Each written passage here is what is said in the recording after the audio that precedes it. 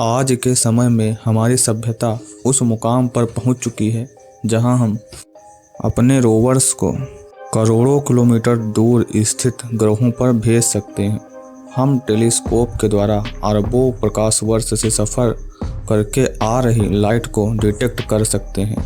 यहाँ तक कि हमने तकनीक और गणित की आंखों से लंबे समय से रहस्य बने ब्लैक होल को भी देखने में सफलता हासिल कर ली है।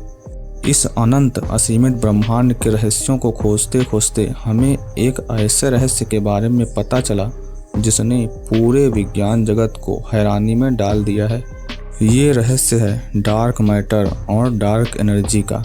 हमारे इकट्ठा किए हुए डाटा के मुताबिक हमारे ब्रह्मांड का 95% हिस्सा इन्हीं दोनों पदार्थों से मिलकर बना है।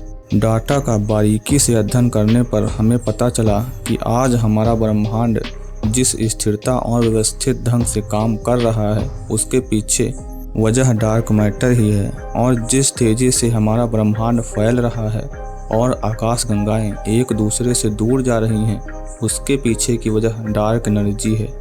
कहा जाता है कि ब्रह्मांड के कुल द्रव्यमान और ऊर्जा का 68% डार्क एनर्जी और 27% डार्क मैटर है, और बाकी का बचा 5% हिस्सा सामान्य मैटर है जिसे हम सब देख पाते हैं। डार्क मैटर के अस्तित्व के बारे में हमें क्यों सोचना पड़ा? हमारी पृथ्वी पर पेड़ पौधे, घर, बिल्डिंग्स, पहाड़ और बहुत सी चीज़ें मौजूद हैं जिनसे धरती भरी है, लेकिन जहाँ कुछ नहीं है वहाँ क्या है?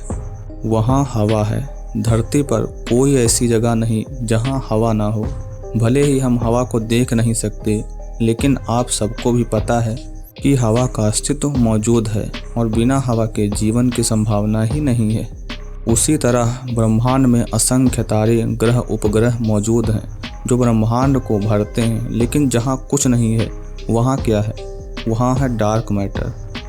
क्योंकि ब्रह्मांड में हवा नहीं है, जिस तरह हम हवा के अस्तित्व को नकार नहीं सकते, उसी तरह हम डार्क मैटर के भी अस्तित्व को नकार नहीं सकते। हमारी पृथ्वी जिस आकाश गंगा में मौजूद है उसमें अरबों की संख्या में सितारे, ग्रह मौजूद हैं, और स्टडी के मुताबिक डार्क एनर्जी के कारण सभी सितारे एक दूसरे से दूर होते चले जा रहे हैं। और अगर ऐसा ही चलता रहा तो हमारा ग्रह और अन्य सभी ग्रहों के बीच की दूरी बढ़ जाएगी, जो कि हमारे लिए सही नहीं है। क्या आपने कभी ये सोचा है कि ब्रह्मांड में असंख्य तारे हैं, लेकिन ये आपस में कभी टकराते क्यों नहीं? इसे लेकर वैज्ञानिकों के मन में बहुत सारे सवाल थे। डार्क एनर्जी ही इन सभी सवालों का जवाब है, क्योंकि डार्क एनर्जी के कारण ही तारे कभी आपस में नहीं टकराते। कुल मिलाकर डार्क एनर्जी और डार्क मैटर दोनों ही हमारे लिए ज़रूरी हैं, जिनके कारण ब्रह्मांड आपस में जुड़ा हुआ है। क्या ब्लैक होल ही है डार्क मैटर? ये माना जाता है कि पुराने ब्लैक होल जो ब्रह्मांड के शुरुआत में बने थे वही डार्क मैटर का स्रोत हैं। वैसे अभी ये बात पूरी तरह से साबित नहीं हुई है, ये बस एक तरह का अनुमान है।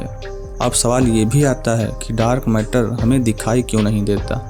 डार्क मैटर के ना दिखने का कारण ये है कि ये ना तो प्रकाश को अवशोषित करता है और ना ही उत्सर्जित करता है, जिस कारण हम इसे देख नहीं सकते।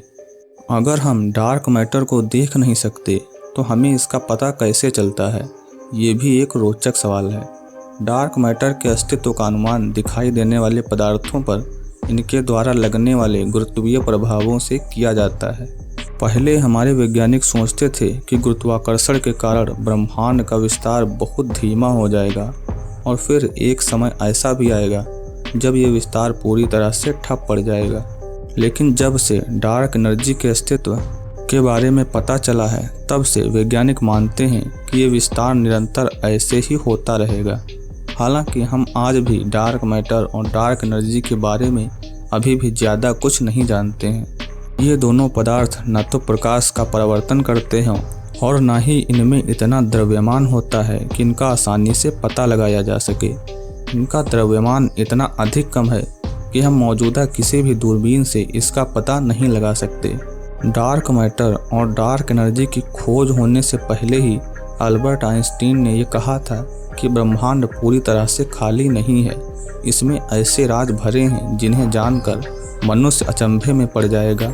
लेकिन जैसे जैसे हमारी टेक्नोलॉजी विकसित होती जा रही है, वो दिन भी दूर नहीं है जब हम वैज्ञानिक डार्क मैटर और डार्क एनर्जी के रहस्यों का पर्दा उठा देंगे।